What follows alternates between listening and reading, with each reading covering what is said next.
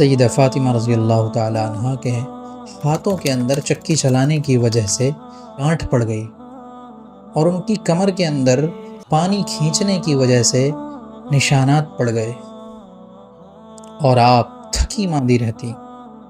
ایک مرتبہ آپ علیہ السلام کے پاس کہیں سے بہت سارے غلام اور باندیاں آئیں جو آپ تقسیم کر رہے تھے، تو حضرت فاطمہ رضی اللہ تعالیٰ عنہ نے بھی یہ سوچا کہ چلو میں بھی ایک مانگ لیتی ہوں۔ چنانچہ وہ آپ علیہ السلام کے پاس تشریف لے گئیں، لیکن آپ سے ملاقات نہ ہو سکی۔ عائشہ صدیقہ رضی اللہ تعالیٰ عنہ نے آپ علیہ السلام کو بتایا کہ آپ کی بیٹی آئی تھیں تو آپ ملنے کے لیے تشریف لائیں کہ میں اپنے غلام اصحاب صفہ کے مقابلے میں تم کو نہیں دے سکتا۔ تم اپنی تھکن کو دور کرنے کے لیے رات کو 33 بار سبحان اللہ، 33 بار الحمدللہ اور 34 بار اللہ اکبر پڑھ کر سو جایا کرو۔